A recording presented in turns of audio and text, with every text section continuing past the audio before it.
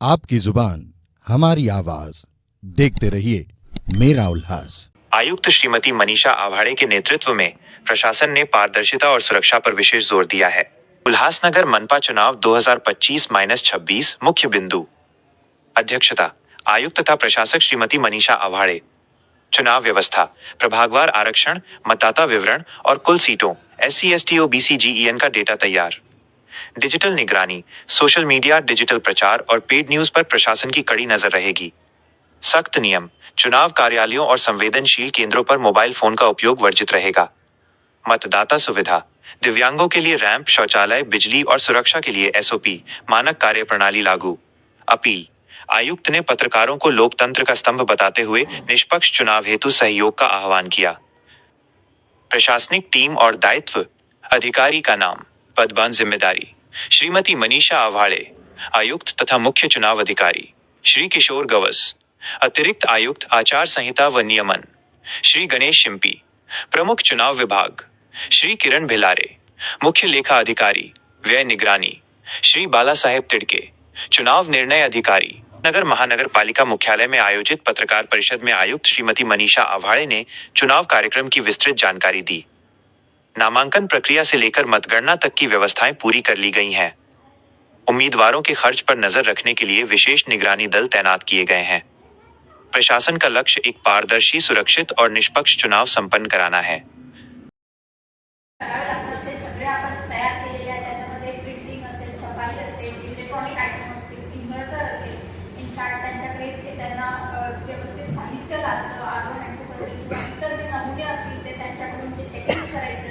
ते सगळं तयार केलेलं आहे। त्याच्यानंतर त्यांचे मनुष्यबळ जे लागतं त्याचे आदेश निघालेले आहेत। त्यांना हजर करून घेण्याची ही जी कारवाई आहे ती पूर्ण करण्यात आलेली आहे। इनफॅक्ट तेच नाही तर आपल्याकडे जे 3,500 आपल्याला जो आकडा आता दाखवण्यात आला होता, 3,000 कोटीवर जो आकडा आपल्याला दाखवण्यात आला, त्याच्या सगळ्यांचे आदेश आपण काढलेले आहेत आणि ते वेगवेगळ्या डिपार्टमेंट म्हणजे गव्हर्नमेंटच्या सरकार मार्फतचे जे काही डिपार्टमेंट असतील, लाईन डिपार्टमेंट असतील, अंबरनाथ नगर परिषद आपल्याला जवळची आहे म्हणून मॅक्सिमम आपण जे कर्मचारी आहेत तिकडून आपण त्यांचे आदेश काढलेले आहेत। त्या आदेशाच्या अनुषंगाने 28 तारखेला आपण पॉलिंगचं असेल किंवा त्या पद्धतीच्या अनुषंगाने जे काही ट्रेनिंग असते ते आयोजित केलेलं आहे। प्रथम टप्पा 28 तारखेला आणि त्याच्यानंतर 2 किंवा जेव्हा कधी आपले आरो आणि मास्टर ट्रेनर्स ठरवतील त्या पद्धतीचं आपण ट्रेनिंग घेणार आहोत। त्याच्यानंतर सगळ्यात महत्त्वाचा टप्पा म्हणजे स्ट्रॉंग रूमचा, कारण की स्ट्रॉंग रूमची तयारी करणे, त्याला व्यवस्थित पद्धतीने नियमाप्रमाणे बनवणे, त्याच्यानंतर EVM मशीन जे आपल्याकडे आता प्राप्त होतील 27-28 जेव्हा कधी आयोग आपल्याला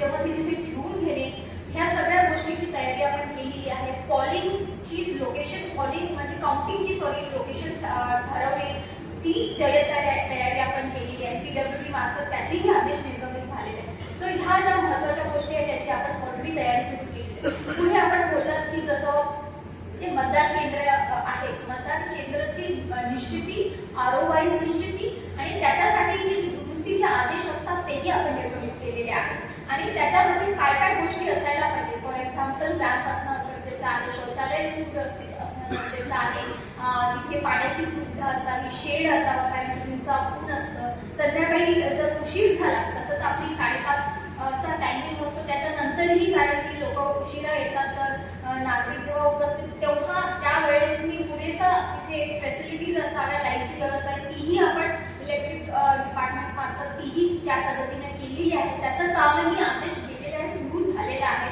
त्यामुळे त्या पद्धतीचं जे आणि मतदार यादी आपली जी अंतिम आपण केली होती 15 तारखेला त्याच्यामध्ये काही पुरवणी आदेश आपण परत सगळं चेक करून आपण केलेले आहे। जवळजवळ 15,884 जे काही परत आपल्याला आढळून आले त्याचीही पुरवणी आपण केली, तेही आयोगामार्फत आपण आता परवानगी घेऊन ते अंतिम चार्टमध्ये, कंट्रोल चार्टमध्ये आपण इन्क्लूड करून घेणार आहोत। त्याच्यानंतर आपण जे काही आता बरीचशी माहिती माझ्या अधिकाऱ्यांनी खर्चाबाबत असेल, विंडो सिस्टीम बाबत असेल, आचारसंहितेबाबत असेल आपल्याला पुरवलेली आहे।